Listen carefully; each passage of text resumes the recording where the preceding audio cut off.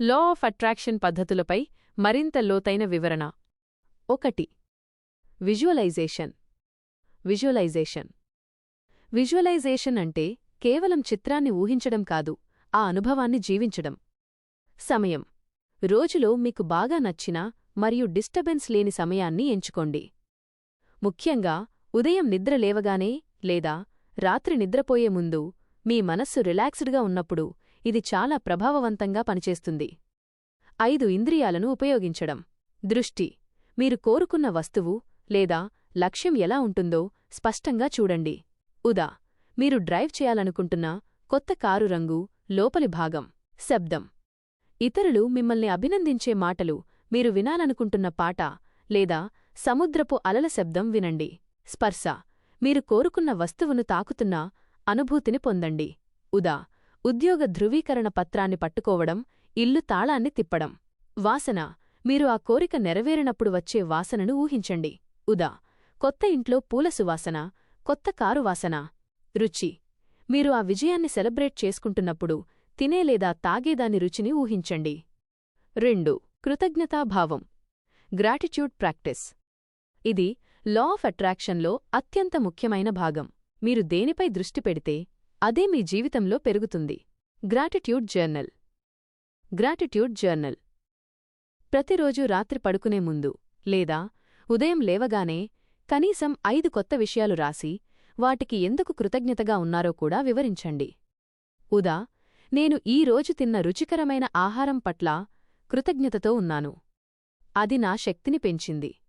ముందుగానే కృతజ్ఞత చెప్పడం: మీ కోరిక నెరవేరకముందే అది జరిగినట్లుగా భావించి విశ్వానికి ధన్యవాదాలు చెప్పండి. ఉదా.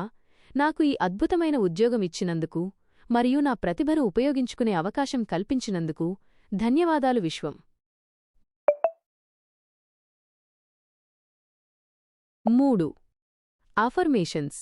అఫర్మేషన్స్.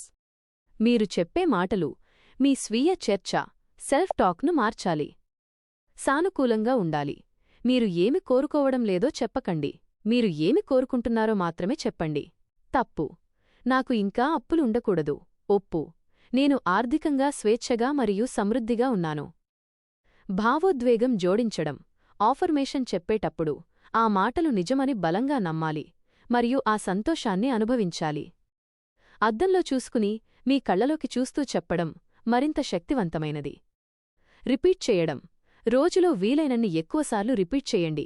బ్రేక్ఫాస్ట్లో, డ్రైవింగ్ చేసేటప్పుడు లేదా బ్రేక్ తీసుకునేటప్పుడు. 4. Scripting technique. మీ భవిష్యత్తు కథను మీరు రాసే రచయితగా మారండి. వివరాలు ముఖ్యం. మీ అనుభవాలను వివరంగా రాయండి. ఎవరున్నారు, ఏం జరిగింది, మీరు ఎలా ఫీలయ్యారు. వీటన్నింటినీ రాసేటప్పుడు మీలో ఉత్తేజం కలగాలి. Diary style. ఈ రోజు జరిగినట్లుగా రాయండి, గతంలో జరిగినట్లుగా కాదు. నేను పొందుతాను అని కాకుండా నేను పొందాను అని రాయండి. సంతోషాన్ని హైలైట్ చేయడం. మీరు ఎంత సంతోషంగా ఉన్నారో, ఆ విజయంతో ఇతరులకు ఎలా సహాయం చేయగలుగుతున్నారో కూడా రాయండి. 5. ప్రతి ఘటనను విడుదల చేయడం. Releasing resistance.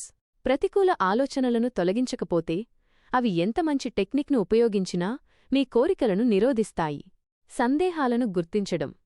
మీ కోరిక గురించి ఆలోచించినప్పుడు మీకు ఏ ప్రతికూల భావాలు లేదా సందేహాలు వస్తున్నాయో గమనించండి. వాటిని అంగీకరించి వాటిని మార్చడానికి ప్రయత్నించండి.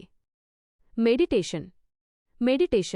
ధ్యానం చేయడం వల్ల మీ మనస్సు ప్రశాంతంగా ఉంటుంది మరియు అవాంఛిత ఆలోచనలను దూరం చేసుకోవడానికి సహాయపడుతుంది. Acting as if. మీ కోరిక నెరవేరిన వ్యక్తిలాగా ఇప్పుడే జీవించడం ప్రారంభించండి. మీరు ధనవంతులైతే ఎలా ఆలోచిస్తారు, ఎలా మాట్లాడుతారు, ఎలాంటి నిర్ణయాలు తీసుకుంటారు, ఆ ప్రవర్తనను ఇప్పుడే అవలంబించండి. ఇది విశ్వానికి మీరు స్వీకరించడానికి సిద్ధంగా ఉన్నారని సంకేతాన్ని పంపుతుంది.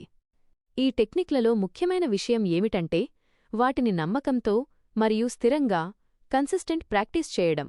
మీరు ఏ టెక్నిక్ను ఎంచుకున్నా దాన్ని కనీసం 21 రోజులు విరామం లేకుండా ప్రాక్టీస్ చేయండి.